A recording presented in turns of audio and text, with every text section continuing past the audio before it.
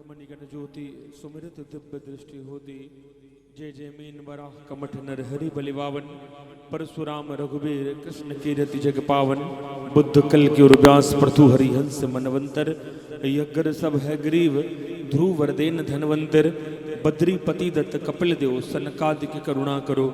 24 रूप लीला रुचिर श्री अग्रदास और पद धरो। जय जय श्री राधे जय सिया राम जय गौ माता जय गोपाल। परम परम सौभाग्य हम सभी का इस पावन पवित्र श्रावण मास में, और आज तो श्रावण का सोमवार, तो श्रावण सोमवार के दिन हम और आप वृंदावन की पावन धरा अटल और वृंदावन का भी जो हृदय स्थल है परिक्रमा मार्ग में अखंड लक्ष्य धाम में बैठकर जहाँ निरंतर भगवान के नामों का संकीर्तन चल रहा, श्री राम जय जय राम, और भगवान भोलेनाथ की उपासना हो रही। तुम पुनि राम राम दिन राति साधर जपहो नंगराति।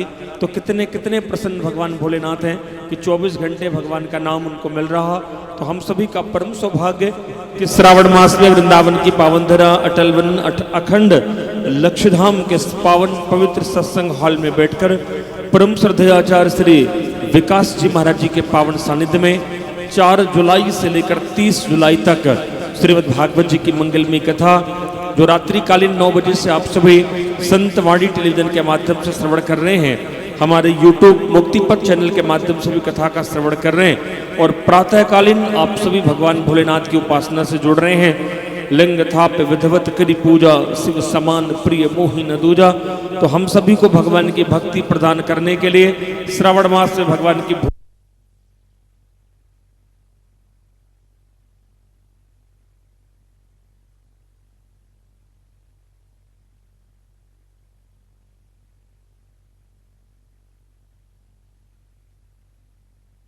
की सन्निधि में कम से कम श्रावण चल रहा, वृंदावन का धाम है, तो एक दिन के रुद्राभिषेक से अवश्य जुड़ें। YouTube के माध्यम से या टेलीविजन के माध्यम से श्रवण कर रहे हैं, आप भी अपने नाम और गोत्र से एक दिन का संकल्प अवश्य लें। कथा के मध्य में और आपको जानकारी प्रदान की जाएगी। साथ ही साथ ब्रज 84 कोष की यात्रा 13 से 19 अगस्त, उसके लिए भी आप जुड़ें। 1 सितंबर से 10 सितंबर उत्तराखंड की पावन धरा देवभूमि में हम सभी चलेंगे और बद्रीनाथ केदारनाथ गंगोत्री यमुनोत्री का दर्शन लाभ करेंगे। हरिद्वार से यात्रा प्रारंभ होगी। तो पुरुषोत्तम मास में ब्रज 84 कोष की यात्रा के साथ साथ आप सितंबर के महीने में होने वाली उत्तराखंड की पावन धरा देवभूमि चारों धाम की यात्रा से अवश्य जुड़े। ये कथा 30 तारीख तक चलेगी, रात्रिकालीन चल रही है, 27 दिन का आयोजन है। आप सब जो वृंदावन से भी चल रहे हैं नित्य प्रति कथा श्रवण के लिए पधारे, और घर बैठे ही कम से कम भागवत जी की पोथी बैठवा दें। आप यजमान सह यजमान दैनिक यजमान उत्सव यजमान अवश्य बने। और इन सब के साथ साथ ये संपूर्ण कथाओं के पीछे महाराज श्री चाहे राम कथा करें, भागवत कथा करें, सत्संग करें, इन सभी के पीछे पावन पवित्र उद्देश्य छुपा हुआ है। हमारे समस्त भक्तजनों को वृंदावन की प्राप्ति हो जाए, आपको सुंदर ब्रजवास मिल जाए। तो आपके लिए मुक्तिपथ ब्रजवास धाम बनाया जा रहा, कई एकड़ पर और कई सुंदर कमरे बनकर तैयार हो रहे हैं। आप सब भी अपनी सामर्थ्य अनुसार अपने कक्ष को बुकिंग करके अपनी सेवा राशि समर्पित करके आप भी ब्रजवासी बन सकते हैं। आइए हम सभी भगवान भोलेनाथ का ध्यान करें, धन्यवाद ज्ञापित करें, पूज्य महाराज श्री के श्री चरणों में प्रार्थना करें कि आज श्रावण सोमवार के दिन प्रातः काल में हम सभी ने भगवान भोलेनाथ रुद्राभिषेक किया और द्वितीय सत्र में बैठकर कथा श्रवण करेंगे। बोलिए वृंदावन बिहारी लाल की जय, श्रीमद् भागवत महापुराण की जय। जय जय श्री राधेश।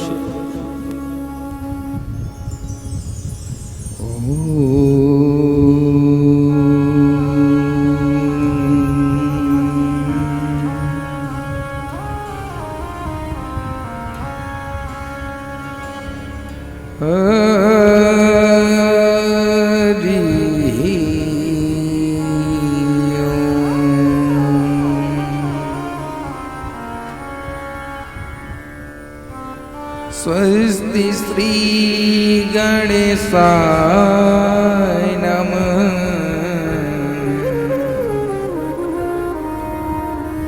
स्वस्ति श्री सरस्वत्यै नमः। श्री राधा कृष्णाभ्यां नमः।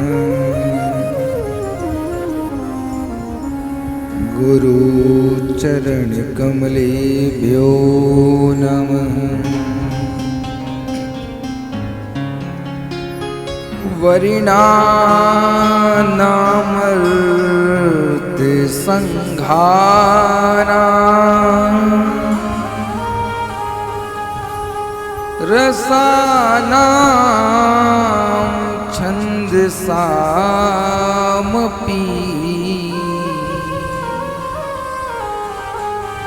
मंगलानां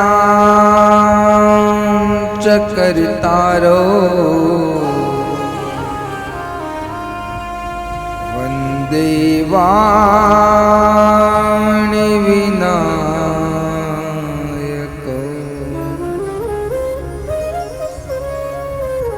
वन्दे वाणि विनायको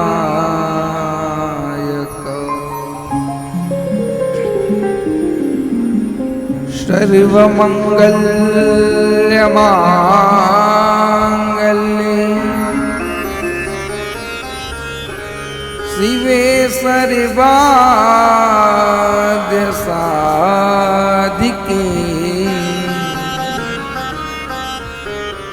शरणे त्र्यम्बके गौरी नारायणे नमोस्तुते।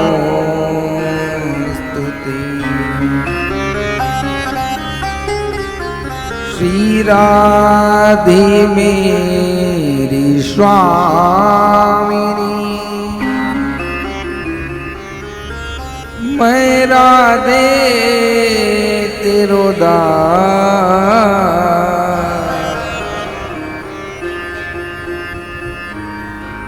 जन्म जन्म मोहि दीजियो श्री चरणन मीवा।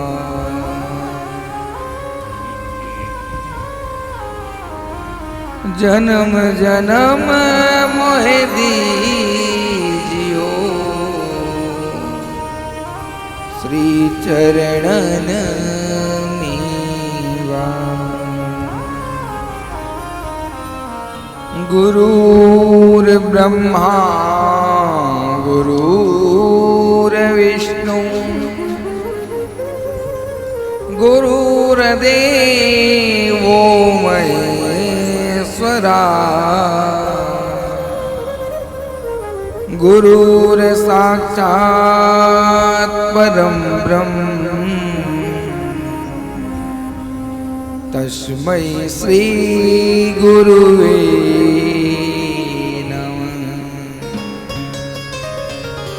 तस्मै श्री गुरुवे नमः।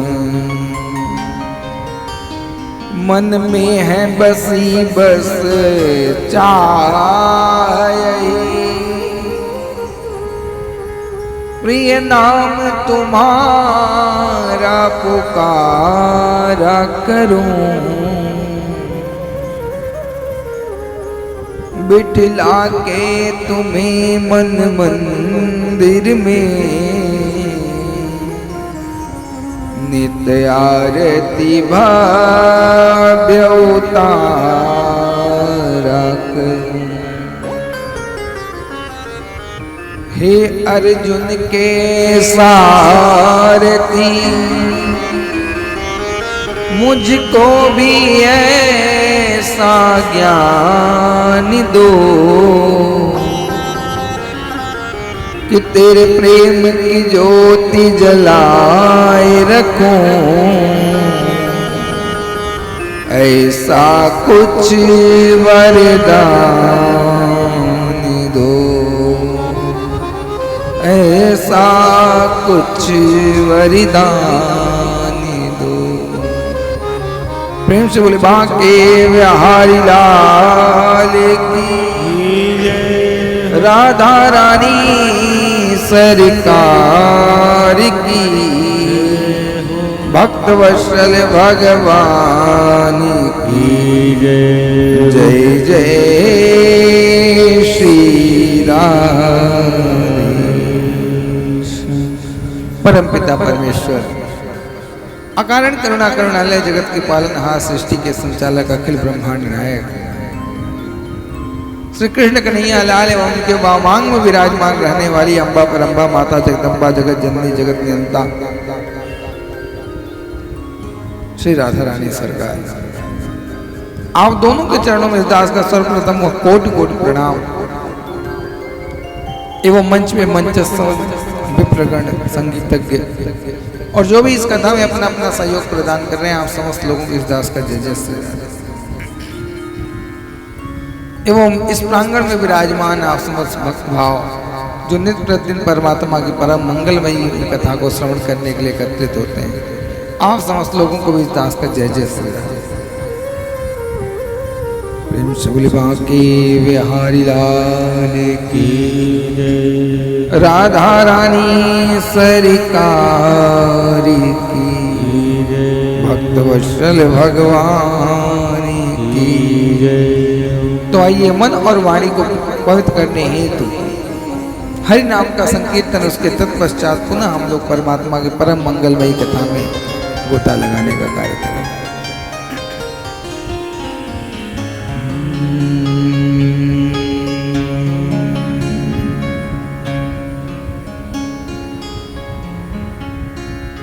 जय जय राधा रमण हरि बोल, जय जय राधा रमण हरि बोल, जय जय राधा रमण हरि बोल, जय जय राधा रमण हरि बोल, जय जय राधा रमण हरि बोल, जय जय राधा रमण हरि बोल, जय जय राधा रमण हरि बोल, जय जय राधा रमण हरि बोल। तो राधा रमण लाल की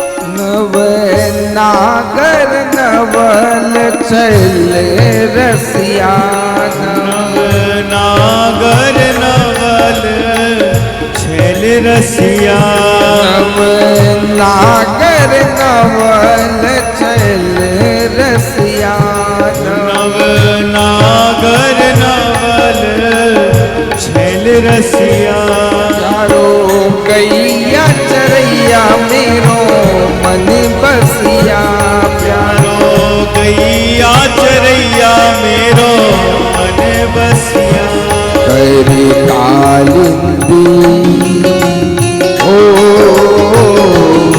करी कालिंदी ओल किलो, जय जय राधा रमण हरि बोल, जय जय राधा रमण हरि बोल, जय जय राधा रमण हरि बोल, जय जय राधा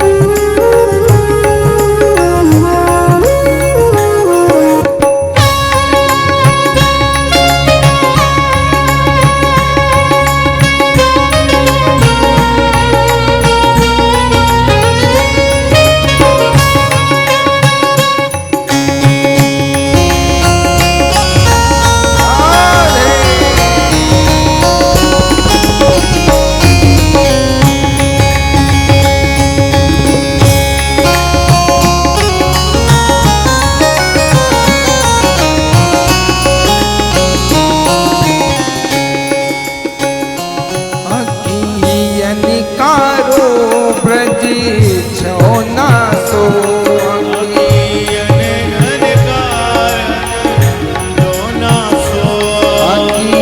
अनिकारो ब्रज छोना सो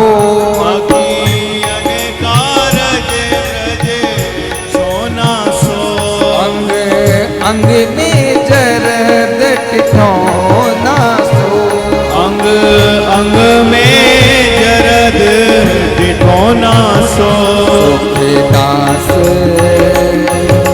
हो सुखदास बिका है बिन मो जय जय राधा रमण हरि मो सुखदास बिना बिक मोर जय जय राधा रमण हरि बोल जय जय राधा रमण हरि बोल जय जय राधा रमण हरि बोल जय जय राधा रमण हरि बोल जय जय राधा रमण हरि बोल जय जय राधा रमण हरि बोल जय जय राधा रमण हरि ओ जय जय राधा रमण हरि बोल जय जय राधा रमण हरि बोल हरि बोल हरि हरि हरि बोल हरि बोल हरि बोल हरि हरि हरि बोल हरि बोल हरि बोल हरि हरि हरि बोल हरि बोल हरि बोल हरि हरि हरि बोल हरि बोल हरि बोल हरि हरि हरि बोल हरि बोल हरि बोल हरि हरि हरि बोल राधा रमण हरि बोल जय जय राधा रमण हरि ओ जय राधा रमण हरि बोल जय राधा रमण जय जय राधा रमण हरि बोल जय राधा रमण जय श्री राधे जय श्री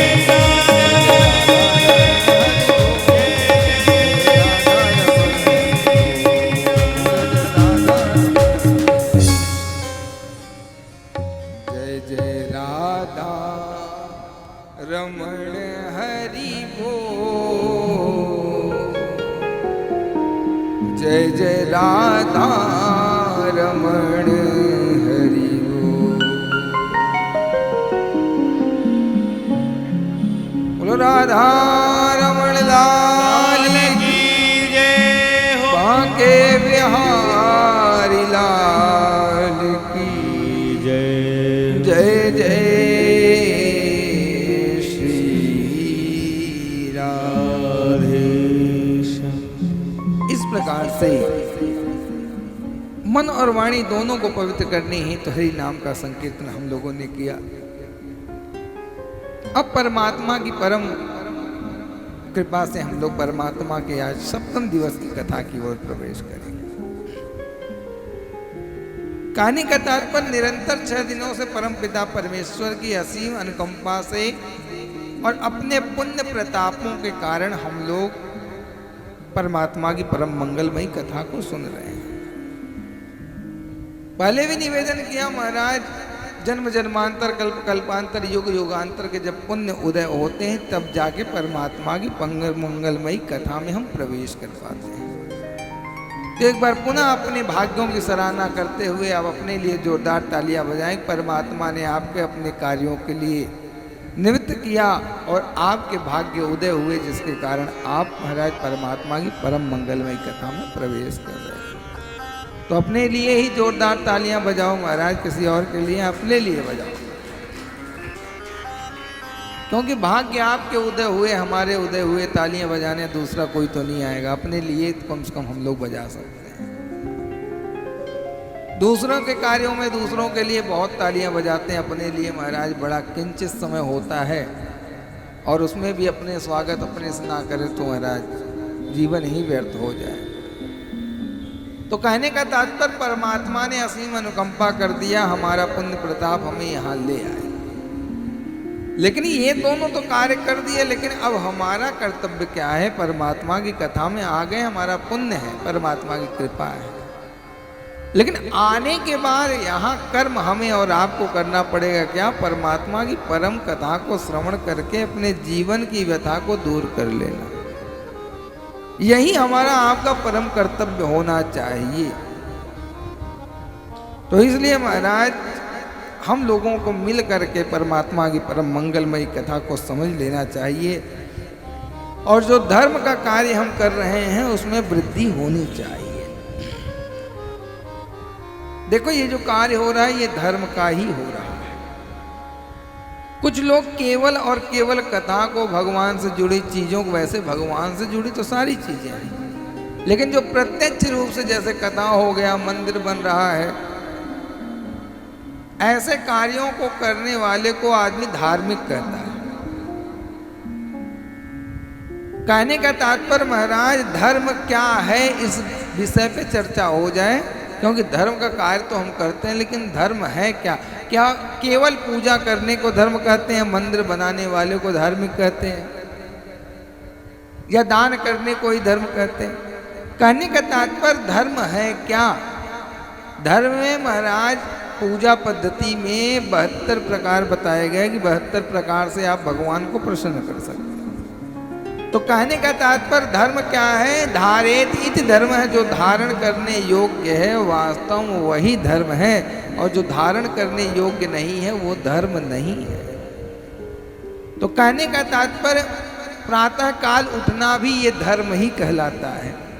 ब्रह्म मुहूर्त में आप उठ गए ये भी धर्म ही है। किसी का स्वागत सत्कार अच्छे से किए, किसी का सम्मान कर रहे हैं ये भी धर्म है। किसी की निंदा नहीं करते ये भी धर्म है। किसी को मुस्कुराहट का कारण बन जाते हो वो भी धर्म है।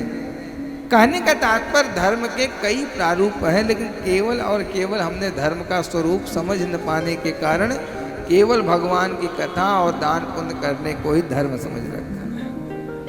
किसी निर्धन को महाराज शिक्षा दे दो ये भी धर्म है, किसी निर्धन को वस्त्र दे दो ये भी धर्म है। कहने का तात्पर्य धर्म के कई प्रकार हैं। केवल कंठी माला लेने वाले को धार्मिक हम नहीं कह सकते। बहुत सारे लोग होते हैं मजबूरियों के कारण महाराज ये वस्त्र धारण नहीं कर पाते, कोट पैंट में रहते हैं, लेकिन कार्य वो धर्म का करते रहते हैं, तो यानी वो भी तो धार्मिक ही हैं। परिस्थितियां विपरीत बन जाती हैं जिसके कारण प्राणी वेश धारण नहीं कर पाता है। तो हम लोगों को धर्म जान लेना चाहिए कि वास्तव में धर्म होता क्या है। तो बता दिया जो धारण करने योग्य है, धारेत इति धर्म, जो धारण करने योग्य है वही धर्म है, और जो धारण करने योग्य नहीं है उसे धर्म नहीं कहते। बोल बाके बिहारी लाल की, भक्त वत्सल भगवान की। कल की कथा में आपने देखा परमपिता परमेश्वर की असीम अनुकंपा से परमात्मा जब जाने लग गए द्वारिका के लिए पांडवों का उद्धार करवा करके, तो विलाप करते करते आ जाती है महाराज उत्तरा, और परमात्मा जाना स्थगित करके उसके गर्भ को पुनः नर निर्मित कर देते हैं। कहने का तात्पर्य उत्तरा के गर्भ की रक्षा नहीं की, उत्तरा के गर्भ को पुनः स्थापित कर दिया परमपिता परमेश्वर ने, यानी जो मृतक बालक हो गया था उस बालक को प्राण वायु दे दिया। उत्तरा को जैसे ही महाराज निर्भीक किया, आज उत्तरा महाराज बड़ी प्रसन्न हो गई, और हमारे परमपिता परमेश्वर श्री कृष्ण कन्हैया लाल द्वारिका जाने के लिए रथ में आरूढ़ होने ही जा रहे थे। जैसे ही कदम को बढ़ाया, आज महाराज पहले तो उत्तरा आ गई, उसके बाद आज कुंती आ जाती है। कुंती तुरंत आज स्तुति करने लग जाती है श्लोक के माध्यम से, और कुंती ने कहा आज कन्हैया से, कृष्णाय वासुदेवाय देवकी नंदनाय च नंद गोप कुमाराय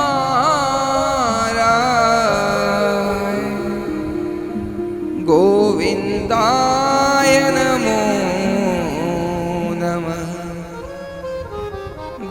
गोविंदाय नमो नमः।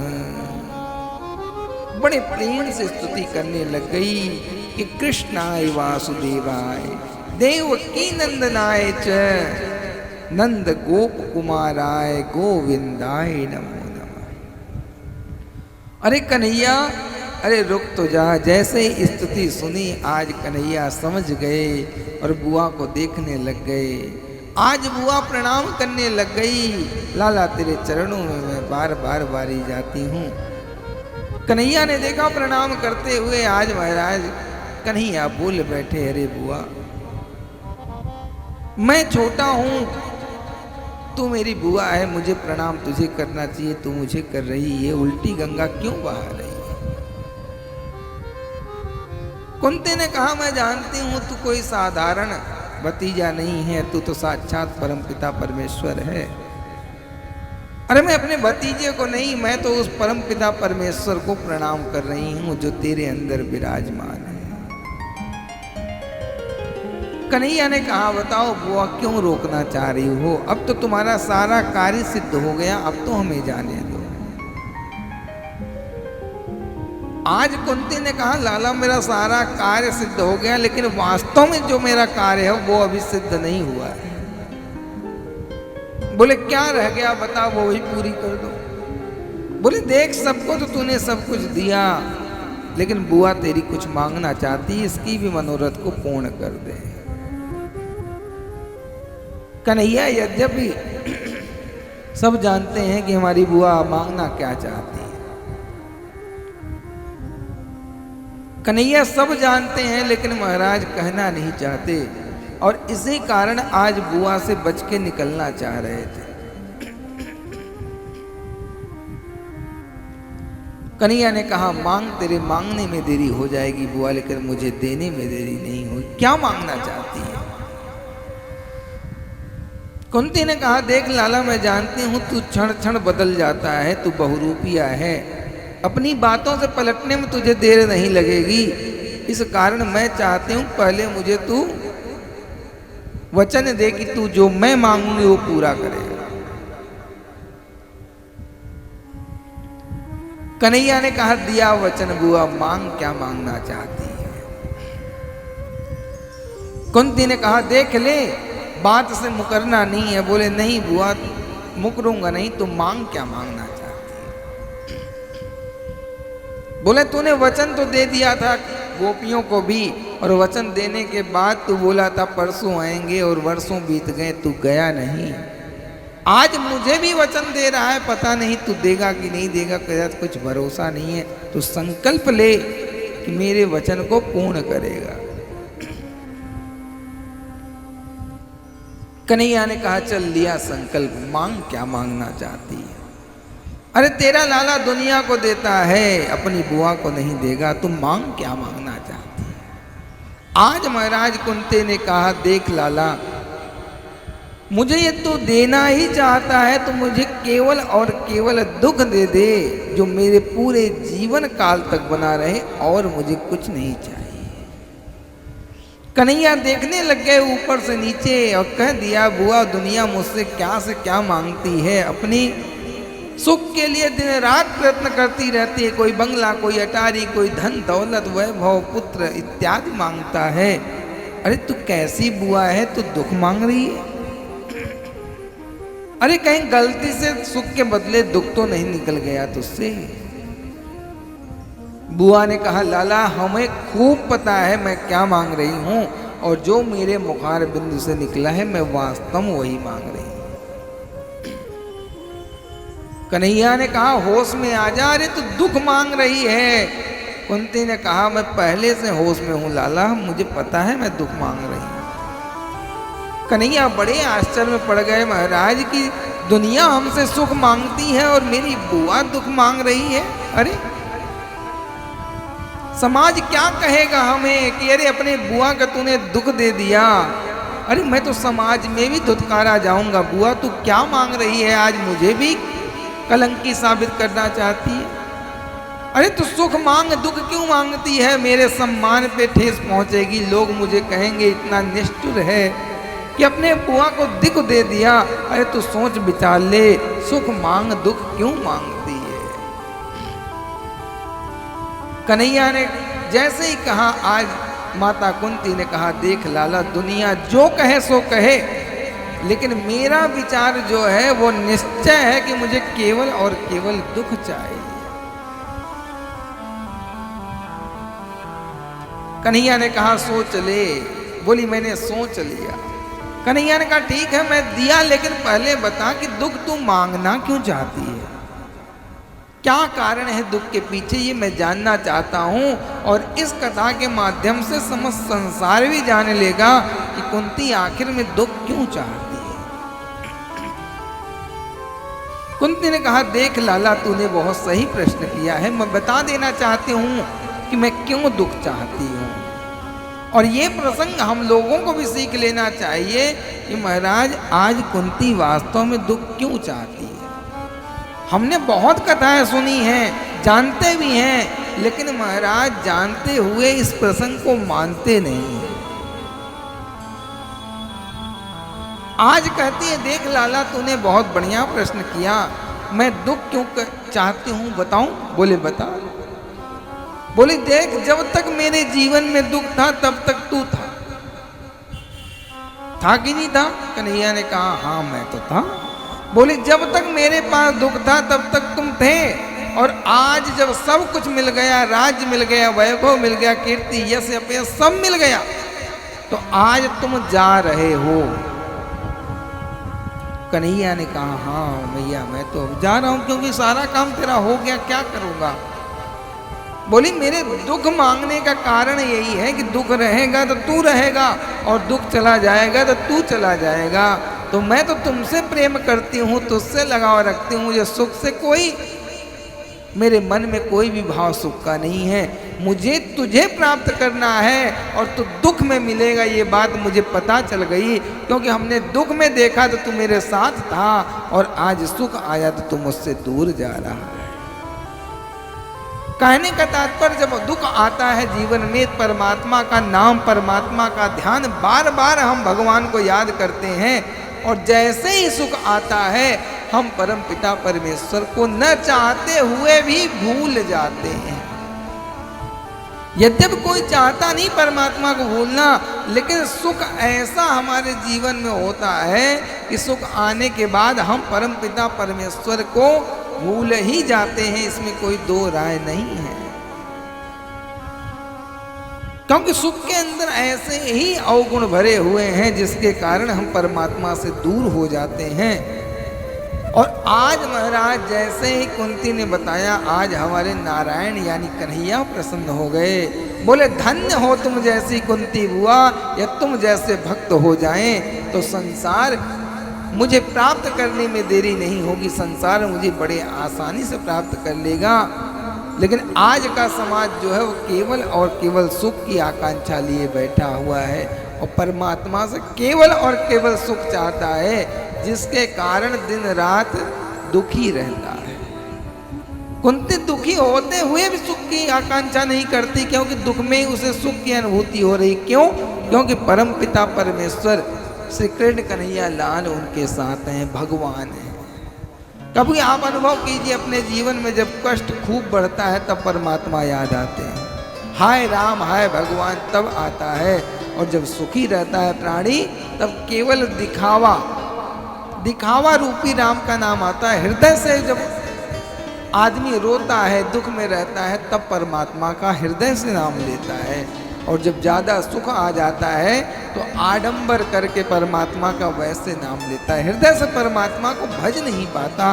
इस कारण आज कुंती परमात्मा को चाहती है।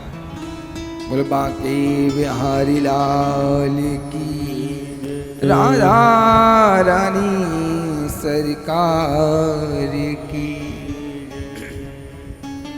आज कुंती ने कहा हे कन्हैया, सुख के माथे सिल पड़े, हरैया से जो जा,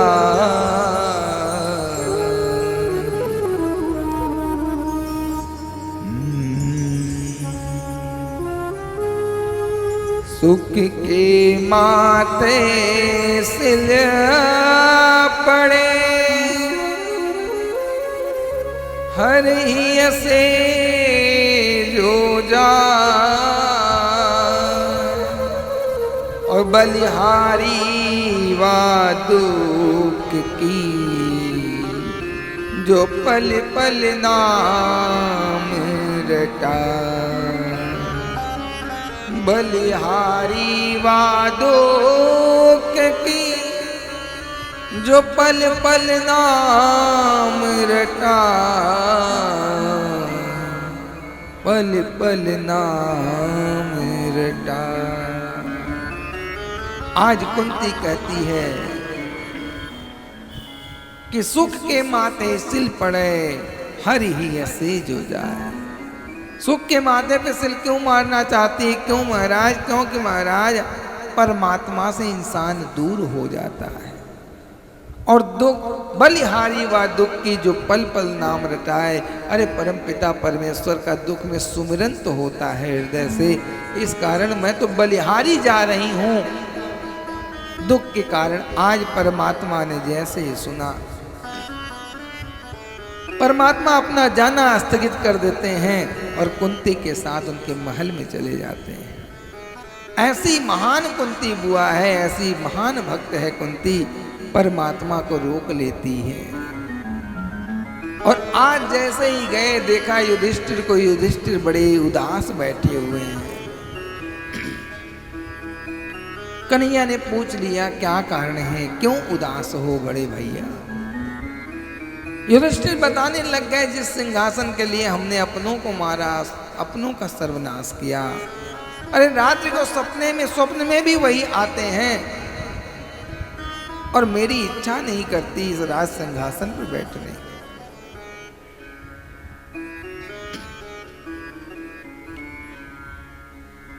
कन्हैया समझ गए महाराज कि यदि मैं समझाऊंगा तो ये मेरी बात को समझेंगे नहीं। क्यों? क्योंकि ये मुझे छोटा भाई मानते हैं। और महाराज घर आज भी यही स्थिति है, छोटा कितना विद्वान हो लेकिन बड़ा उसे छोटा ही हमेशा समझता है और उसके उपदेशों को वो नहीं समझ पाता है। कहने का तात्पर्य कन्हैया दिखा रहे हैं, इस प्रसंग के माध्यम से हमें आपको बता रहे हैं, छोटा कितना भी बड़ा उपदेश दे दे लेकिन बड़ा के कान में उसकी बात समझ में नहीं आएगी। कन्हैया चाहते तो उपदेश देते लेकिन आज उपदेश देना उचित नहीं समझा। और आज महाराज समझ गए कि आगे हमारे भीष्म पितामह जी 84 बाणों की छैया पे सो रहे हैं, बेचारे रुदन कर रहे हैं, हंस रहे हैं, भजन कर रहे हैं। उनको भी इच्छा मृत्यु का वरदान मिला हुआ है, जब तक जाऊंगा नहीं तब तक ये अपने प्राणों को त्यागेगा नहीं। आज पांचों पांडवों को लेकर चल दिए कि चलो आज भीष्म दादा से मिलते हैं, भीष्म पितामह से मिलते हैं, भीष्म की क्या स्थिति है। आज जैसे ही पांडव गए, आज अर्जुन हाथ जोड़ के प्रणाम किए। जैसे ही देखा पांडवों को, आज मुस्कुराते हो भीष्म पितामह 84 बाणों की सैया पे बोले, अर्जुन आज तुम्हारा वो सारथी कहाँ है? जैसे ही महाराज कहा, आज हमारे कन्हैया बाहर आ जाते हैं और देखा तो प्रणाम करके मंद मंद मुस्कुराने लग गए। अरे वाह छलिया, तू आ तो गया। कन्हैया ने इशारा किया, देखो भीष्म पितामह जी, आपको तो इच्छा मृत्यु का वरदान है, इसलिए मुझे तो आना ही पड़ेगा। बोले आ तो गए हो लेकिन जाना तब तक नहीं जब तक मैं आपको कहूं नहीं। बोले वो तो मुझे खड़ा रहना पड़ेगा, मुझे पता है, लेकिन खड़े रहने के पूर्व मैं आपसे एक विनती करूंगा कि इन पांचों पांडवों को धर्म का निरूपण कर दो, थोड़ा धर्म के बारे में समझा दो, थोड़ा विस्मित हैं। आज बताने लग गए, रान धर्मान राज धर्मान मोक्ष धर्मान विभाग स्त्री धर्मानि भगवत धर्मानि समाश्रव्या संयोजितम्। दान धर्मान राजधर्मान मोक्ष धर्मान समान, सारे धर्मों का निरूपण करके बताने लग गए। सारे धर्मों का, सभी धर्मों का विस्तार से आज समझाया। और आज महाराज परमात्मा को देखते देखते, परमात्मा को देखकर मुस्कुराते हुए भीष्म पितामह अपने प्राणों को त्याग रहे हैं। धन्य है ये गंगा पुत्र भीष्म पितामह महाराज, जो परमात्मा को अपने सामने खड़ा करके आज उनके सामने मुस्कुराते हुए अपने प्राणों को त्याग रहे हैं। ऐसे परम पूजनीय हुए हमारे भीष्म पितामह जी। बोले भीष्म पितामह की। और भीष्म पितामह नैष्ठिक ब्रह्मचारी भी थे। आज परमात्मा मुस्कुराते हुए देख रहे हैं। आए महाराज, उसके बाद आज अर्जुन को लेके चले जाते हैं। और इधर महाराज परीक्षित जी का जन्म हो जाता है उत्तरा के गर्भ से। जैसे ही आज आए हमारे परमपिता परमेश्वर के अनंत भक्त यानी परीक्षित, इधर उधर देखने लग गए, जिसके कारण उनका नाम हुआ परतः इच्छति इत परीक्षित है। जो महाराज इधर उधर चक्कर पकड़ देख रहा है, उसका नामकरण कर दिया परीक्षित।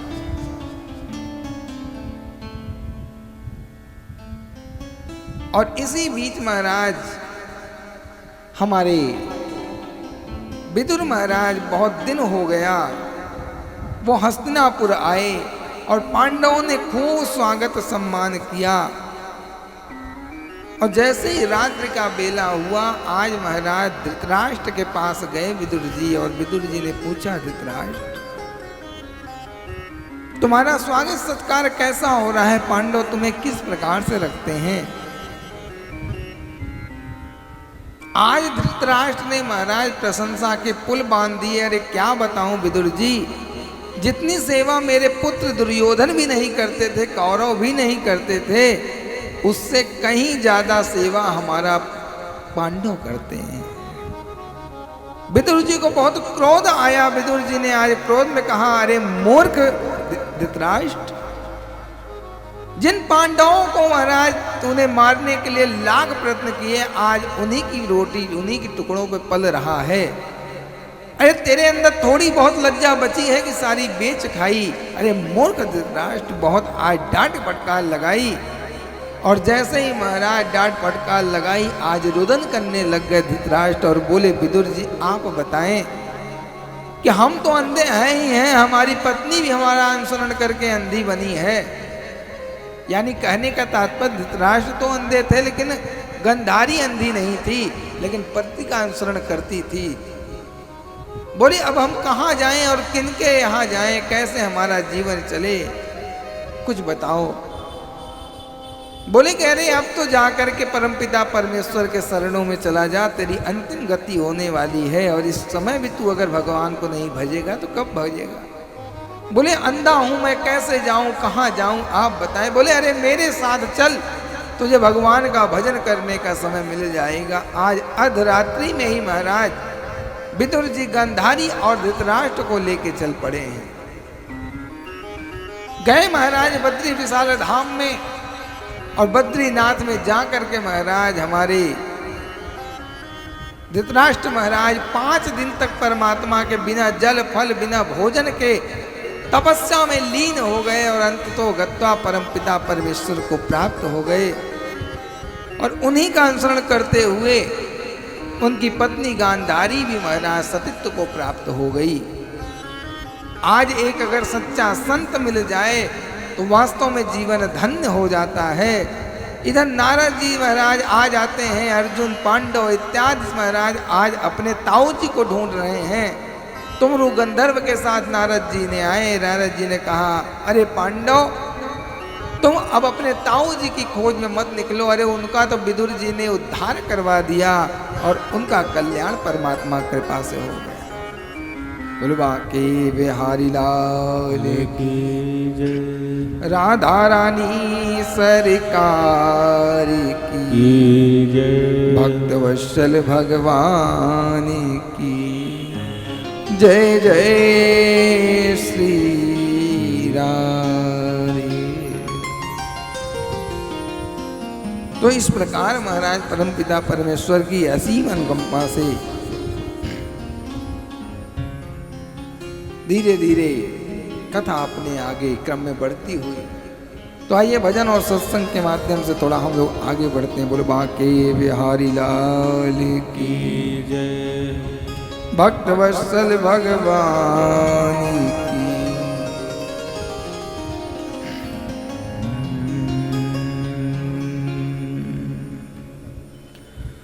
हो जरा चल के वृंदावन देखो, श्याम बंसी बजाते मिलेंगे। और हम लोग परमात्मा कृपा से वृंदावन में ही बैठे हैं। ये हमारा और आपका सौभाग्य नहीं तो और क्या है। परमपिता परमेश्वर हमें और आपको श्री धाम वृंदावन में बैठाए हैं। तो आइए इसी भजन को हम लोग गाते हुए परमात्मा को याद करते हैं।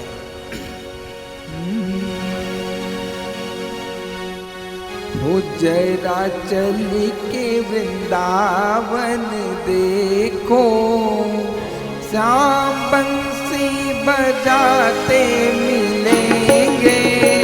हो जरा चले के वृंदावन तो देखो, श्याम बंसी बजाते मिलेंगे।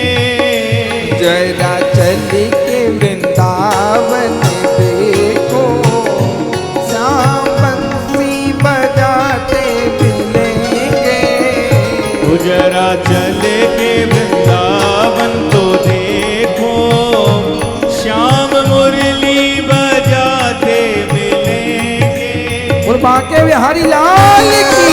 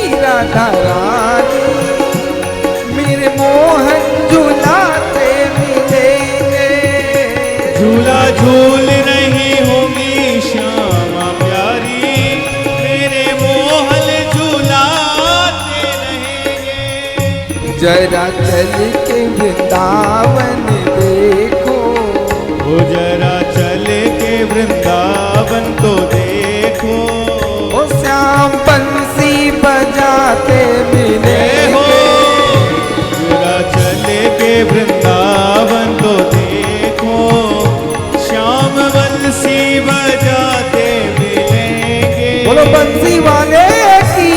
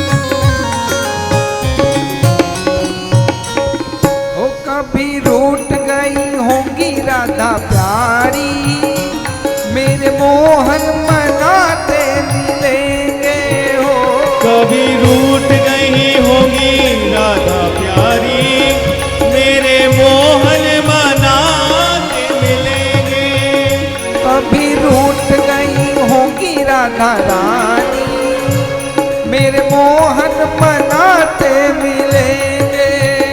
कभी रूठ गई होंगी राधा रानी, मेरे मोहन मनाते मिलेंगे।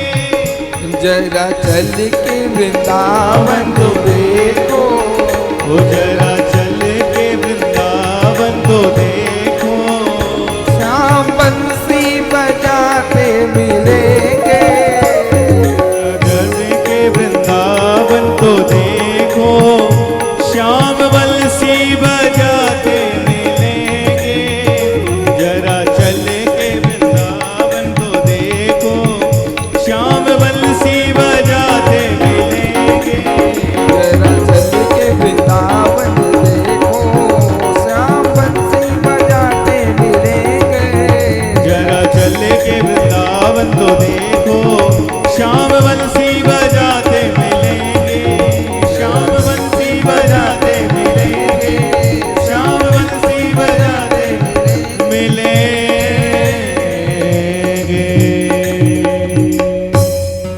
वो जरा चल के वृंदावन देखो, श्याम बंसी बजाते मिलेंगे। माँ यशोदा के व्याकुल अधर भी कान्हा कान्हा बुलाते मिलेंगे हो। माँ यशोदा के व्याकुल अधर भी कान्हा कान्हा बुलाते मिलेंगे। जरा चली के वृंदावन देखो, श्याम बंसी बजाते मिलेंगे। वो जरा चली के वृंदावन देखो। बोलो बंसी वाले की। और हम लोगों को चल के नहीं देखना, हम लोग तो चल के आ गए हैं। अब यहीं हम लोगों को भगवान को देखना है। और वास्तव में महाराज जो परमात्मा का अनन्य भक्त होता है, उसे हर कण पे क्षण पे श्री धाम वृंदावन में ब्रज 84 में परमात्मा कहीं न कहीं बंसी बजाते हुए मिल जाते हैं। केवल भाव हो, भावना हो। इस प्रकार से आइए महाराज हमारे मन संचालक महोदय के माध्यम से कुछ विशेष सूचना, उसके तत्पश्चात थोड़ी सी कथा और करके परमात्मा की आरती को बढ़े। बुलबा के बिहारी लाल की जय हो। राधा रानी सरकार की जय हो। जय जय श्री राधे, जय सिया राम। तो आइए परम सौभाग्य हम सभी का इस पावन पवित्र श्रावण सोमवार में वृंदावन की पावन धरा अटल वन परिक्रमा मार्ग और इस अखंड लक्षधाम में परम श्रद्धेय आचार्य श्री विकास जी महाराज जी के पावन सानिध्य में 4 जुलाई से लेकर 30 जुलाई तक ये लगभग 27 दिवसीय अनुष्ठान यहाँ पर चल रहा। हरि हर दोनों की उपासना हो रही है। प्रातःकालीन के सत्र में भगवान भोलेनाथ का रुद्राभिषेक नित्य प्रति महाराज श्री के मार्गदर्शन में विद्वान ब्राह्मण देवता संपन्न करा रहे हैं। आप सब उसके यजमान बन रहे हैं। आज तो श्रावण सोमवार था, तो निरंतर ये अभिषेक का क्रम 30 तारीख तक चलेगा। तो आप सब भी इस सौभाग्य को अवश्य लूटिए। कम से कम श्रावण मास में 1 दिन, 2 दिन, 3 दिन आप भी रुद्राभिषेक से जुड़े। आप यहाँ पर आकर करना चाहते हैं, परम सौभाग्य है कि बांके बिहारी के दर्शनों का लाभ, गोपेश्वर भगवान के सानिध्य में आप यमुना जी के तट पर रुद्राभिषेक करेंगे। ये तो परम सौभाग्य की बात है। लेकिन हो सकता है आप देश विदेश में कहीं भी हो, आप नहीं भी आ पा रहे हो, तो आप ऑनलाइन यजमान बनकर अपना नाम और गोत्र बनाकर अपना रजिस्ट्रेशन करा लेंगे और संपूर्ण फल की प्राप्ति आपको होगी। क्योंकि ब्राह्मण देवता प्रतिनिधि के रूप में बनकर आपका पूजन संपन्न कराएंगे। तो आप सब भी जो भी इस समय टेलीविजन के माध्यम से या मुक्तिपथ यूट्यूब के माध्यम से श्रवण कर रहे हैं, ये बहुत बड़ा सौभाग्य आप लूट सकते हैं कि वृंदावन की पावन धरा पर आप निरंतर सुनते हैं कुछ भी कर लें तो ये अक्षय अनंत गुना हो जाता है। घर में रुद्राभिषेक करें, ये परम सौभाग्य की बात है। लेकिन वृंदावन की पावन धरा पर ये अभिषेक आपका संपन्न होगा। तो शिवलिंग निर्माण और पूजन के लिए 3100 रुपये और एक दिन के रुद्राभिषेक के लिए मात्र 5100 रुपये की राशि आप समर्पित करके एक दिन के यजमान बन सकते हैं। एक दिन आपके नाम से, परिवार के नाम से, शादी के सालगिरह, जन्म दिवस के पावन अवसर पर, पितरों की पावन स्मृति में, गोरक्षा के लिए, विश्व कल्याण के लिए, आप भी अपने दैहिक दैविक भौतिक ताप से निवृत्ति पाने के लिए, काल सर्प योग निवारण के लिए एक बार एक दिन के अनुष्ठान से अपने आप को अवश्य जोड़ें। आज कई भक्तों ने, चूंकि आज श्रावण का सोमवार था, तो कई भक्तों ने अपनी सेवा राशि देकर आज घर बैठे ही ऑनलाइन यजमान बनकर अपना रुद्राभिषेक संपन्न कराया। संगीता जी हैं जयसवाल से, कोलकाता से हैं, 5100 रुपये। श्री सोहन जी हैं बनारस से, श्री दिलीप जी हैं मध्य प्रदेश से, रेनू खंडेलवाल जी हैं सूरत से और राशि जी हैं चंडीगढ़ से। और कई भक्त जो इन्होंने 21 रुपये की राशि भी समर्पित करी थे। तो आज सभी का बहुत बहुत धन्यवाद। आप सभी सौभाग्यशाली हैं जो श्रावण के पावन सोमवार पर आपको सुंदर और घर बैठे ही ऑनलाइन इसका लाभ देखने को मिला, सुनने को मिला। फल तो आप तक ही पहुंचेगा, तो रुद्राभिषेक भी करें, लेकिन आप घर भी कर रहे हैं, यहाँ भी हो रहा हमारे यहाँ, तो सीधे देशी गोमाता के दुग्ध से हो रहा है। तो इस श्रावण मास में अधिक से अधिक आप रुद्राभिषेक करें देशी गोमाता के दूध से। नंदी की भी सेवा अवश्य करें। आप नहीं भी कर पा रहे हैं तो तुरंत कार्यालय के नंबर आपके टीवी पर चल रहे हैं। बड़ी शास्त्रीय वैदिक विधान से यहाँ पर रुद्राभिषेक होता है, आप इससे अवश्य जुड़ें।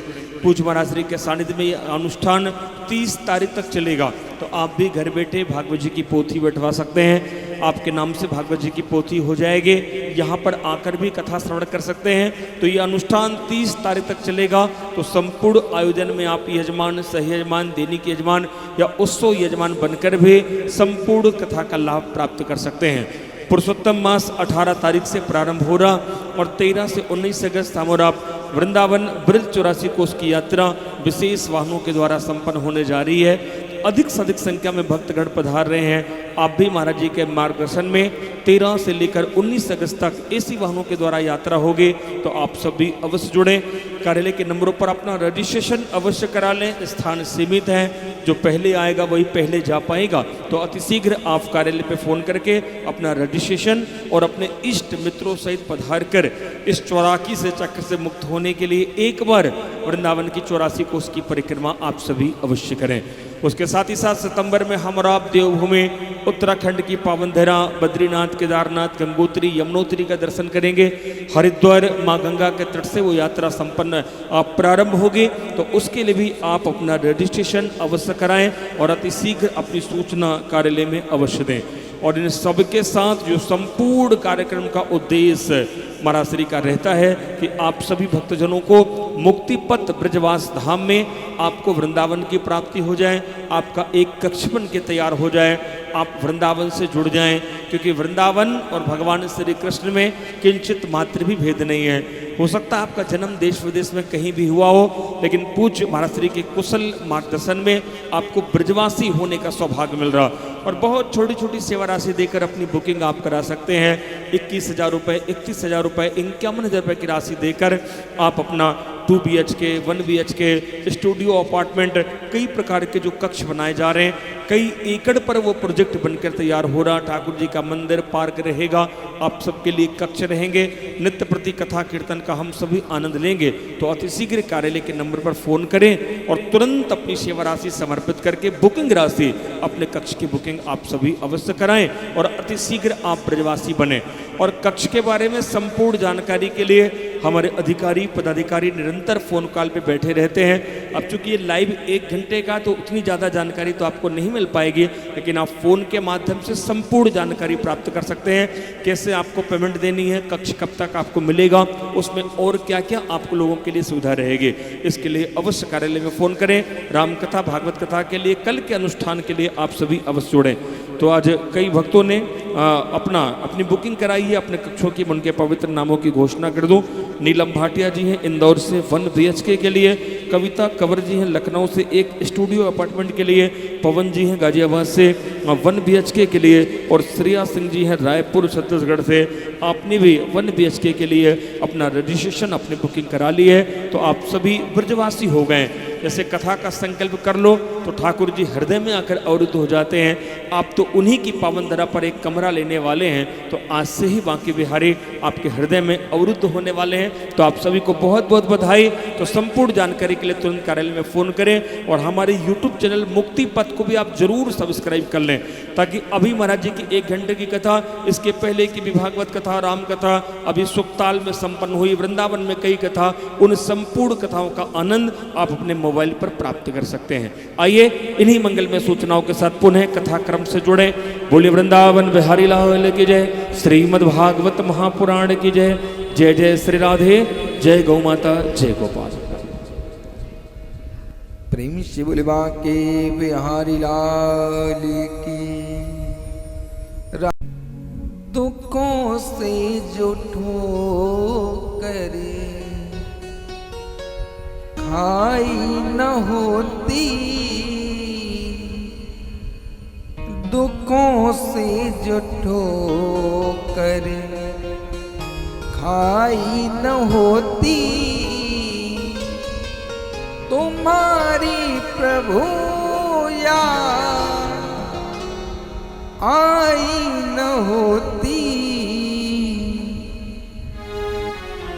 दुखों से जो ठोकर खाई न होती, दुखों से जो ठोकर खाई न होती, दुखों से जो ठोकर खाई न होती, दुखों से जो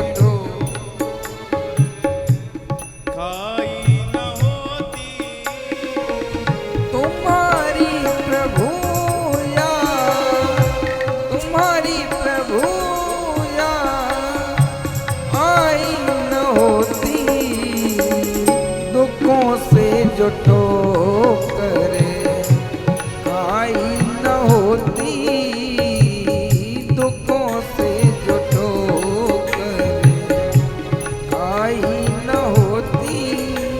तो बांके बिहारी लाल की।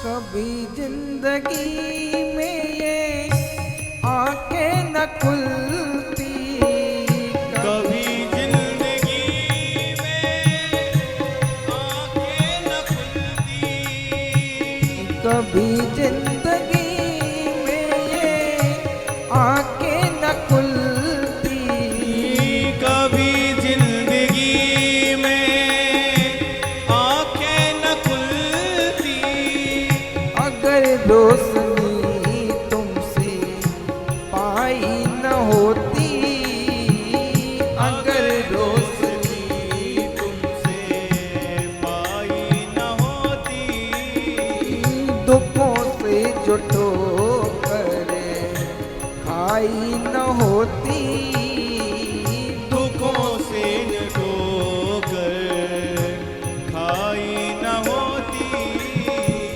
तुम्हारी प्रभु याद, तुम्हारी हरि याद आई न होती, दुखों से जो ठोकर खाई न होती, दुखों से जो ठोकर खाई न होती,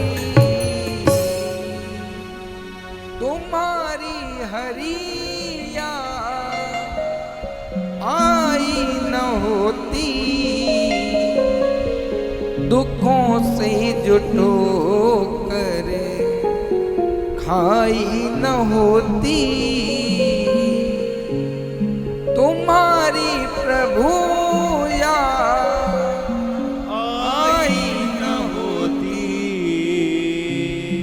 दुखों से जो ठोकरे खाई न होती।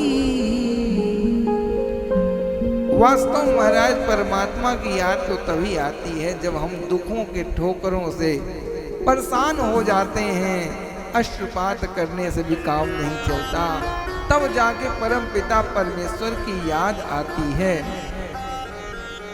ये बिल्कुल निश्चित है, कभी जिंदगी में ये आंखें न खुलती अगर रोशनी तुमसे पाई न होती, और दुखों से जो ठोकर खाई न होती, तुम्हारी प्रभु याद आई न होती। कहने का तात्पर्य परमात्मा की याद तो तभी आती है जब हम ठोकर खा खा के दुनिया से हार जाते हैं, तब परमात्मा में हमारा प्रेम लग जाता है।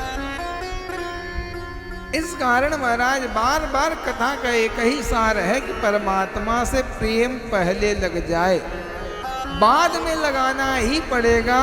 इस कारण पहले लग जाए ताकि ठोकरों से बच जाओ, दुनिया के जंजाल कष्टों को ना देखना पड़े, परमात्मा आपको बचा ले।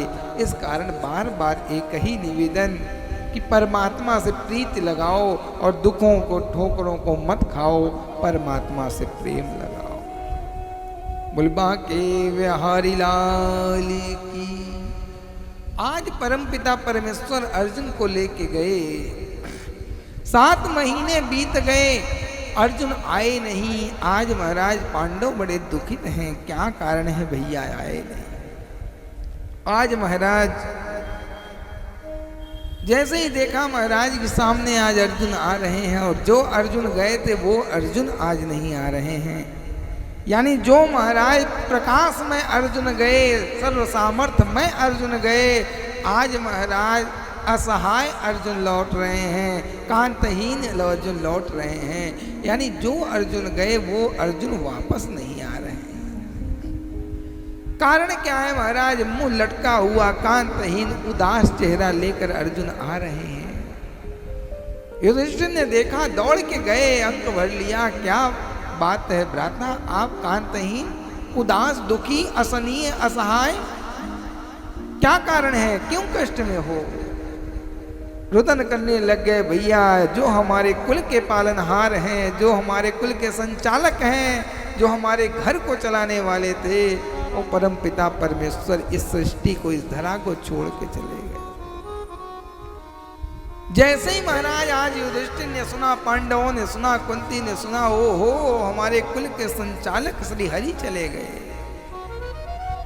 आज महाराज तुरंत कुंती भागी भागी गई और पद्मासन लगाना, जब हमारे कन्हैया नहीं तो हमारा रहना ठीक नहीं है। पद्मासन लगाया और अपने शरीर को परमात्मा में विलीन कर लिया। इस पंच शरीर को छोड़ के परमात्मा के उन चरणों की ओर चली गई। दिव्य है कुंती बुआ महाराज। आज अर्जुन समेत पांडवों ने निश्चय किया कि जब हमारे कुल के संचालक श्री कृष्ण कन्हैया लाल ही नहीं है, तो हम लोग भी यहाँ रहने का कोई प्रयोजन नहीं। हम लोग भी इस राज्य को छोड़ करके परमात्मा को प्राप्त करने चलेंगे। आज पांचों पांडवों, द्रौपदी सहित महाराज उत्तर दिशा की ओर यानी हिमाचल की ओर चल पड़े हैं, और इधर राजा परीक्षित को राजा बना दिया। चल पड़े महाराज तपस्या करने, परमात्मा को प्राप्त करने। काफी दिन बीतता गया। परम पिता परमेश्वर के अनन्य भक्त श्री राजा परीक्षित ने सोचा महाराज कि हमारे दादाओं ने बहुत ज्यादा नाम किया है,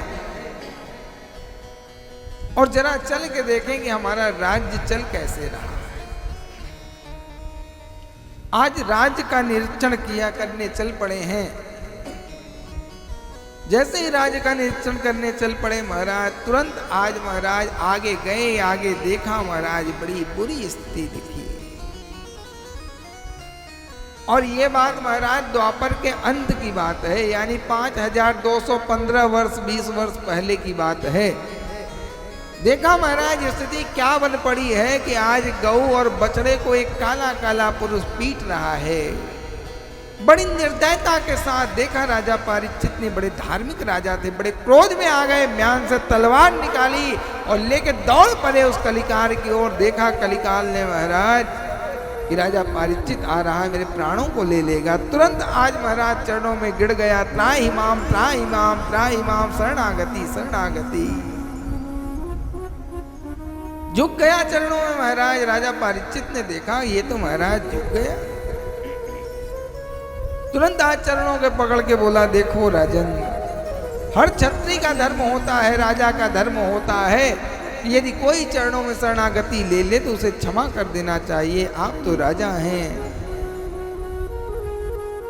राजा परीक्षित ने सोचा ये बातें तो बड़ी अच्छी अच्छी कर रहा है, ज्ञानी लगता है, लेकिन महाराज इसके कर्म जो है वो बहुत ही गड़बड़ है।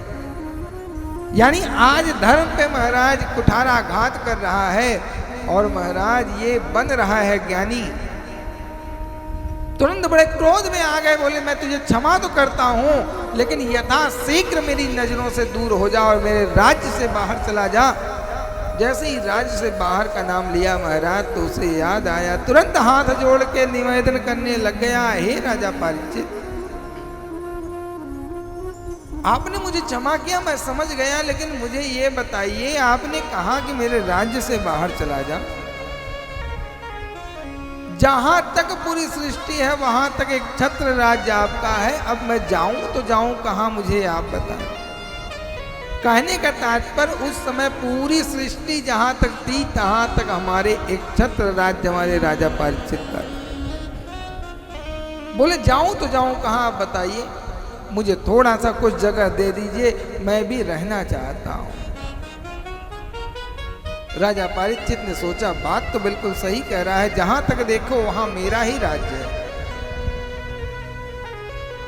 तो आज राजा परीक्षित ने सोचा कुछ इसे राज्य दे देते हैं, कुछ जगह दे देते हैं।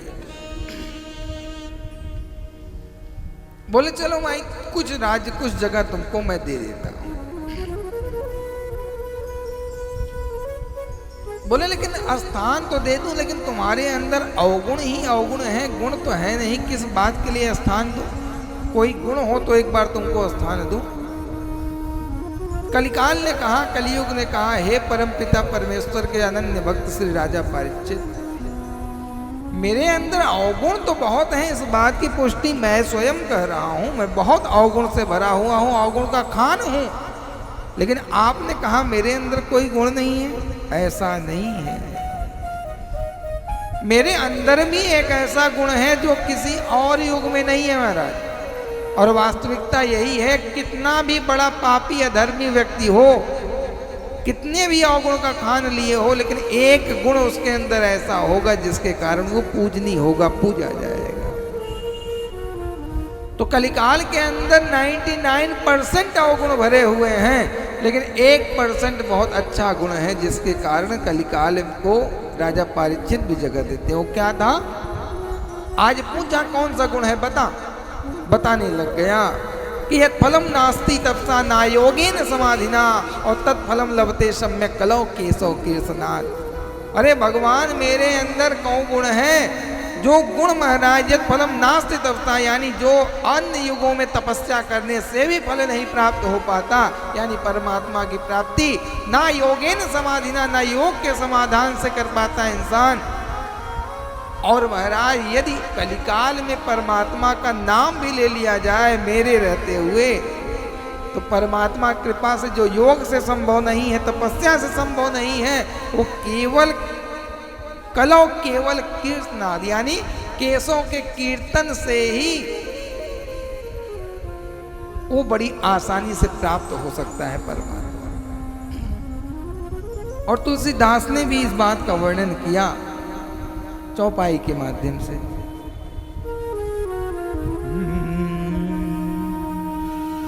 कलयुग केवल नाम यधारा, कलयुग केवल नाम आधारा, कलयुग केवल नाम आधारा,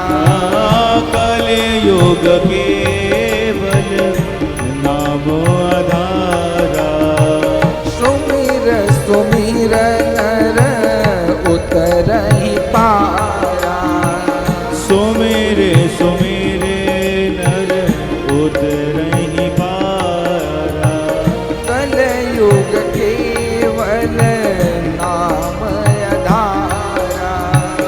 कलयुग केवल नाम आधारा। कलयुग केवल नाम आधारा। सुमिर सुमिर नर उतरहि पावा। कलयुग में महाराज केवल परमात्मा के नाम सुमिरने मात्र से परमपिता परमेश्वर का कल्याण कर देते हैं परमात्मा। कलयुग केवल नाम आधारा। सुमिर सुमिर नर उतरहि पारा। सुमिर सुमिर नर उतरहि पारा। कलयुग केवल नाम आधारा। कलयुग केवल नाम आधारा। सुमिर सुमिर नर उतरहि पारा। और कलयुग में मन से किया गया पाप प्राणी को नहीं लगता, लेकिन मन से किया गया पुण्य प्राणी को फल दे जाता है। इस गुण को जैसे ही सुना महाराज, आज इस गुण पे रीझ गए और 4 स्थान दे दिया। जब मैं तुझे 4 स्थान देता हूं, लेकिन चारों स्थान कैसा दिया? जो कलयुग के अवगुण के लायक थे। 4 स्थान कौन कौन से दिए? धूतम पानम स्त्रीय सूना यत्रा धर्मस्तु।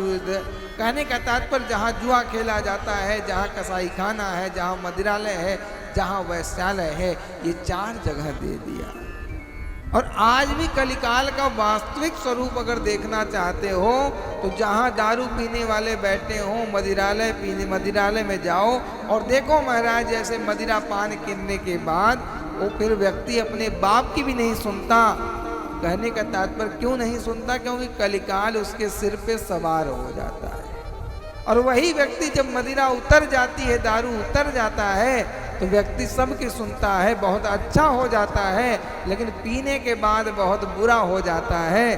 और महाराज फिर अपने बाप की भी सुनने वाला नहीं है। फिर तो महाराज बाप को भी, पिता को भी उसी की सुननी पड़ती है।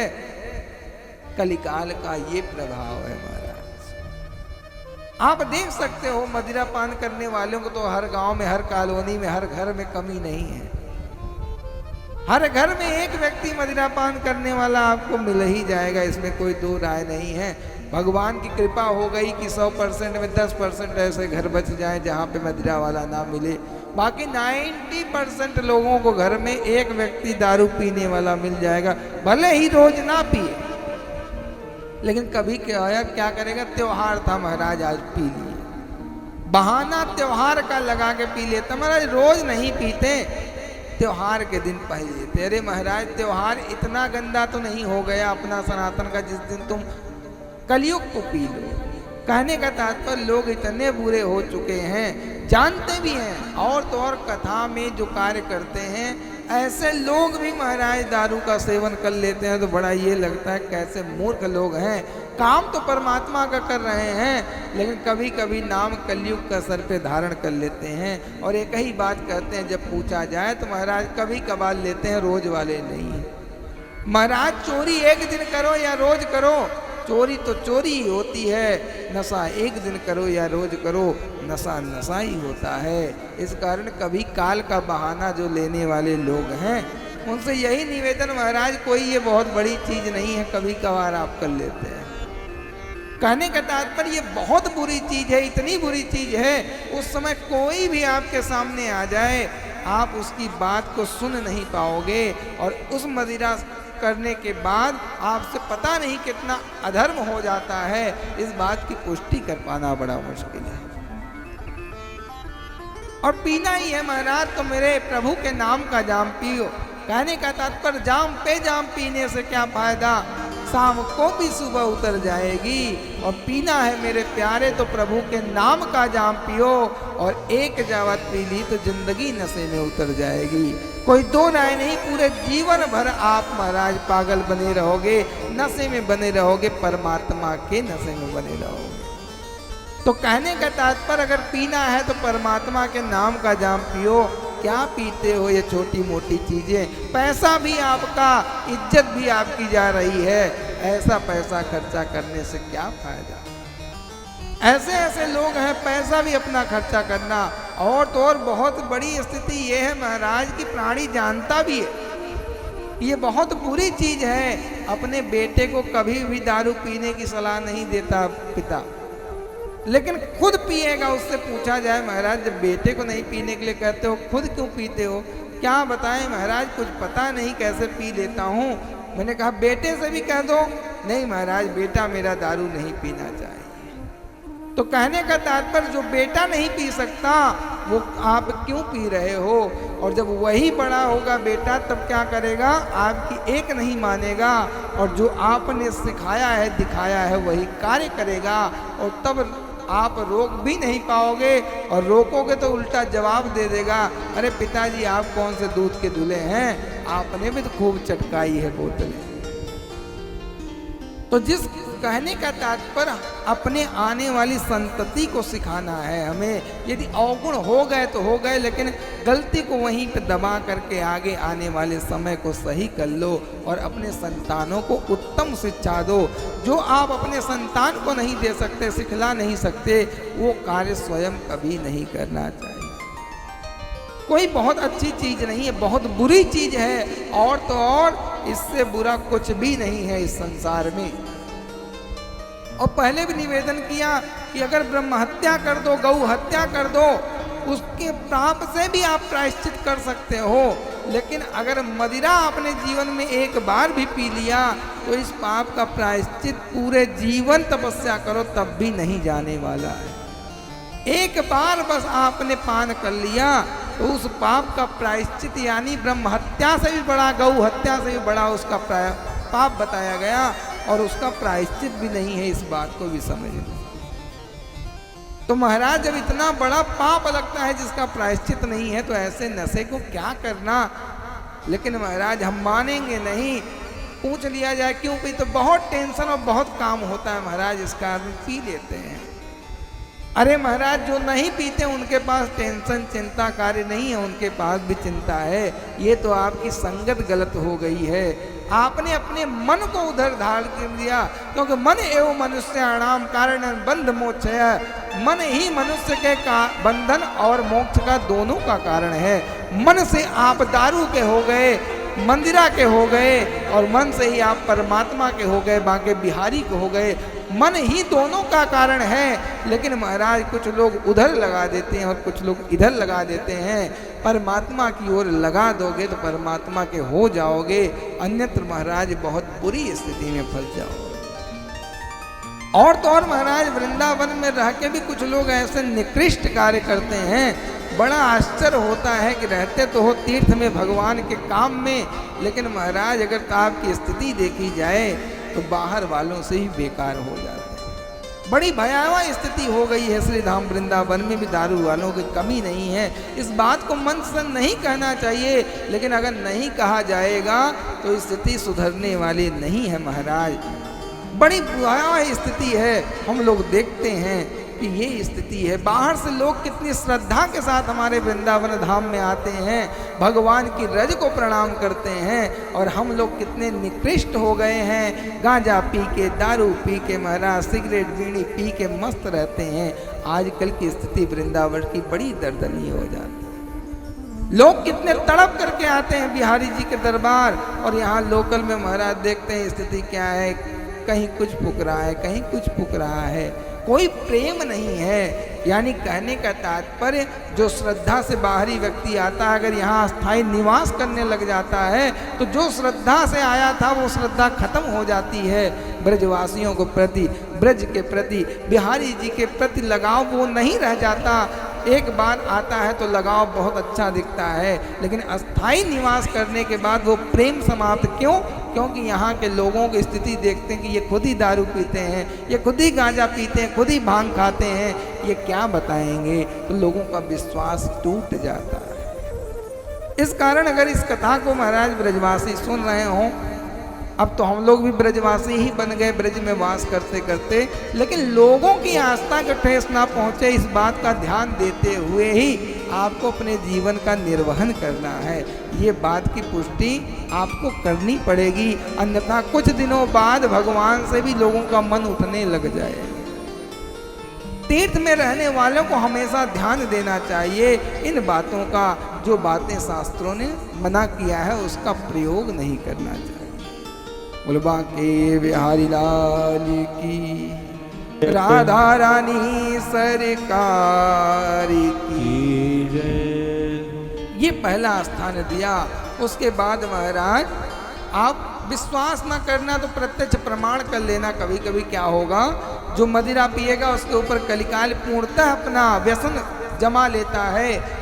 जो वैश्यागामी होता है, यानी स्त्री के चक्कर में, जो दूसरे स्त्री के चक्कर में पड़ा हुआ है, वो उसका सब कुछ बिक जाए, लेकिन महाराज उस स्त्री के प्रति आसक्त व्यक्ति रहता ही है, यानी जिसे वैश्या कहते हैं। यदि प्राणी अपने पत्नी के प्रति आसक्त है तो ये अच्छी बात है, ये धर्म भी कहता है, लेकिन जब प्राणी विवाह के बाद किसी अन्य स्त्री में उलझ जाता है, वैश्यागामी करने लगता है, स्त्री लोलुप हो जाता है, तो कितना भी आप समझा लो ये गलत बात है, प्राणी समझेगा नहीं। उसका सब बिक जाए, सर्वथा नाश हो जाए, पिता छूट जाए, संसार छूट जाए, घर छूट जाए, सब छूट जाए, लेकिन वो स्त्री उसे मिलनी चाहिए। और इसी के चक्कर में महाराज आज प्राणी बर्बाद हो रहा है। कहने का तात्पर्य, वैश्या का जहाँ वैश्यालय होता है, यानी स्त्री लोलुप पुरुष के लिए स्त्री ही सर्वथा प्रभावशाली रहती है, और उसी के प्रभाव में आके पूरे परिवार का नाश कर लेता है। ये आप देख सकते हो उदाहरण में। और तो और महाराज तीसरा बताया कि जहाँ कसाई खाना हो, यहाँ जहाँ कटते हो पशु, वहाँ पे आप देख लो, वहाँ भी कोई जब काटते समय वो किसी की बात सुनने वाला नहीं, बड़ी निर्दयता के साथ पशुओं की हत्या कर देगा। उस समय भी कलिकाल उसके सर पे प्रभाव हो जाता है। और उसके बाद जहाँ जुआ खेला जाता हो, वहाँ अगर पिता भी पहुँच जाए तो पुत्र बड़ा निर्भीक बन के बैठा रहता है, और जुआ खेलते खेलते महाराज अपने जीवन को नष्ट कर लेता है। ये चार जगह जो दिया कलिकाल को, ये चारों जगह महाराज कलिकाल पूर्ण रूप से व्याप्त है। यहाँ पे अगर आप चले गए तो आप भी कलिकाल के प्रभाव में आ जाओगे, और धीरे धीरे कलिकाल आप पे अपना साया जमा लेगा। इस कारण इन चार चीज़ों से निश्चित बचो। जैसे ही चार चीज पाया, आज गिड़गिड़ाते हुए रोते हुए पहुंच गया। अरे राजन, आपने चार चीज दी, चारों चीजें आपने अपने अनुकूल दी। बोले तेरे अंदर अवगुण ही इतना है तो दूं क्या दूं? बोले ठीक है मैंने ले लिया, लेकिन एक जगह मुझे मेरे हिसाब से दे दो। परीक्षित ने सोचा क्या मांग लेगा। बोले मांग, क्या मांगना चाहता है? चल तेरे अंदर गुण बहुत है, आज तेरा एक काम पूरा कर। बोले प्रभु हमें सोने में वास दे देते, जगह दे देते, स्थान दे देते तो मजा आ जाता, आनंद आ जाता। क्योंकि चार तुम आपने ऐसी की तैसी कर दिया। वैसे कलिकाल में चार ही बहुत हैं उसके लिए, लेकिन फिर भी कहा एक आप मुझे मेरे हिसाब से दो, भी सोने में। राजा परीक्षित ने विचार किया कि महाराज सोने में वास तो हमारे परमात्मा का है, इसे वास दूं तो दूं। तुरंत कह दिया नहीं मिल सकता महाराज, क्योंकि परमपिता परमेश्वर श्री हरि हमारे कुल के संहारक नारायण सोने में वास करते हैं, तुझे नहीं दे सकता। तुरंत कह दिया प्रभु देखिए, एक मांगा मैंने, आपने नहीं दिया। चार आपने अपनी इच्छा से दिया, मैंने स्वीकार किया, और एक मेरा कार्य आप सिद्ध नहीं कर रहे हैं। आज राजा परीक्षित ने सोचा एक मांगा इसने और एक नहीं दे पाया। बोले अच्छा ठीक है मैंने दिया, लेकिन महाराज देख, धर्म के द्वारा कमाए गए स्वर्ण में हमारे प्रभु वास करेंगे, रहेंगे, और अधर्म के द्वारा, चोरी बेईमानी के द्वारा जो भी स्वर्ण कमाया जाएगा उसमें तेरा वास होगा। दे दिया 5वां स्थान। और आज आप अधर्म के द्वारा यानी चोरी बेईमानी से कमाए गए सोने को अगर पहचान करना चाहते हो तो आप पहचान करने का तरीका एक ही है कि बेईमानी का है, चोरी का है, धर्म के द्वारा कमाया गया है। उसकी पहचान क्या है? जो भी यदि आदमी सोने का आभूषण पहनता है, मान लीजिए किसी ने एक चैन पहन रखी है, मोटी सी पतली सी चैन पहन रखी है, अगर अधर्म के द्वारा कमाया गया होगा तो वो महाराज बटन को खोलना प्रारंभ करेगा। तब तक खोलेगा, मान लीजिए एक बटन कॉलर खोली, चैन नहीं दिख रहा है, दूसरा भी खोलेगा। यानी जब तक वो आभूषण दिख नहीं जाएगा, लोगों की नज़र में नहीं आएगा, तब तक उसकी बटनें खुलती ही खुलती रहेंगी। और आप मान लो महाराज, जो ऐसा क्रियाकलाप कर रहा है, इसका मतलब कि चोरी बेईमानी का ये आभूषण पहना हुआ है। और जो महाराज ईमानदारी और धर्म के साथ कमाए गए धन से वो 10 तोले 20 तोले की भी चैन पहनेगा, तो वो महाराज कॉलर अगर एक आध दिख भी रही होगी उसको भी बंद करना चाहेगा, यानी छिपाना चाहेगा। और जो दिखाना चाहे ये समझ लेना कि ये अधर्म के द्वारा है। और महाराज जो अपने आभूषण को महाराज ना दिखाना चाहे, छिपाना चाहे, समझ लेना कि ये धर्म के द्वारा कमाया गया है। ये 5 स्थान दे दिए। इस प्रकार से महाराज राजा पारीक्षित प्रसन्न होके और आज कलिकाल भी प्रसन्न हो गया। बोलो बांके बिहारी लाल की जय, राधा रानी सरकार की। इस प्रकार से आज की कथा को यहीं प्रणाम करते हैं। कल किस प्रकार से राजा पारीक्षित को श्राप लगेगा और श्राप के बाद राजा पारीक्षित मृत्यु के डर से बचने के लिए, मृत्यु से बचने के लिए इस कथा को श्रवण करने बैठेगा, जिस कथा को श्रवण आज आप कर रहे हैं। तो आओ महाराज भजन के माध्यम से हम लोग इस कथा आरती की ओर प्रवेश करते हैं। बोलो बांके बिहारी लाल की जय हो।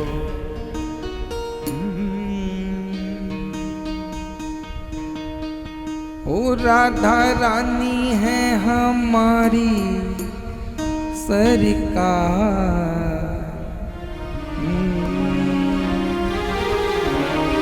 ओ राधा रानी है हमारी सरकार, फिकर मोहे काहे की। राधा रानी है हमारी सरकार, फिकर मोहे काहे की। राधा रानी है हमारी सरकार, फिकर मोहे काहे की। ओ राधा रानी है हमारी सरकार, फिकर फिर काहे की। फिकर फिर काहे की। फिकर फिर काहे की। फिकर फिर काहे की। फिकर फिर काहे की। राधा रानी है हमारी सरकार, फिकर फिर काहे। ओ राधा रानी है हमारी सरकार, फिकर फिर काहे की। जब ऐसी दयालु सरकार, फिकर मोहे काहे की। हमारी सरकार, फिकर मोहे काहे की। राधा रानी है हमारी सरकार, फिकर मोहे काहे की। राधा रानी है हमारी सरकार, फिकर मोहे काहे की। राधा रानी है हमारी सरकार, फिकर मोहे काहे की। राधा रानी है हमारी सरकार, फिकर मोहे काहे की। राधा रानी है हमारी सरकार, फिकर मोहे काहे की। राधा रानी है हमारी सरकार, फिकर मोहे काहे की। ओ राधा रानी है हमारी सरकार, फिकर मोहे काहे की। हो जब ऐसी दयालु सरकार फिकर मोहि काहे। बोलो राधा रानी सरकार की जय हो। बांके बिहारी लाल की जय जय जय श्री राम। सभी भक्त आरती के लिए खड़े हो जाएं। श्रीमद् भागवत भगवान की मंगलमय आरती। ज्वालाओं मालिनी नमोरत्रेश्वरी नमो स्वरूपचरार्थ गंधाक्षत पुष्पाणि समर्पयामि अथ अरर्तिकं चंद्रमा मनसो जात चक्षुः सूर्यो अजायत श्रोत्रादवायु च प्राण च मुखादग्निरजायत। बांके बिहारी तेरी आरती गाऊं। बांके बिहारी तेरी आरती आरती गाऊं प्यारे आपको मनाऊं। आरती गाऊं प्यारे आपको मनाऊं। श्री बांके बिहारी तेरी आरती गाऊं। बांके बिहारी तेरी आरती गाऊं। मोर मुकुट तेरे शीस पे सोहे। मोर मुकुट तेरे शीस पे सोहे। प्यारी बंसी मेरो मन मोहे। प्यारी प्यारी बंसी मेरो मन मोहे। या छवि पे मैं बलि बलि जाऊं। बांके बिहारी तेरी आरती गाऊं। चरणों से निकली है गंगा प्यारी। चरणों से निकली है गंगा प्यारी। जिसने सारी दुनिया तारी।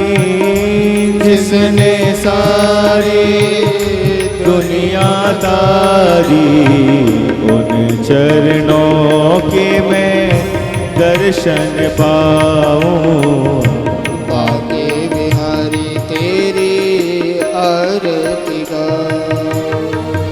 श्री हरिदास के प्यारे तुम हो। श्री हरिदास के प्यारे तुम हो। ओ मेरे मोहन जीवन धन हो। मेरे मोहन जीवन धन हो। वास सदा वृंदावन पाऊं। बांके बिहारी तेरी आरती गाऊं।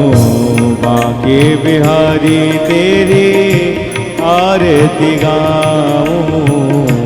बांके बिहारी तेरी आरती गाऊं। जलेन से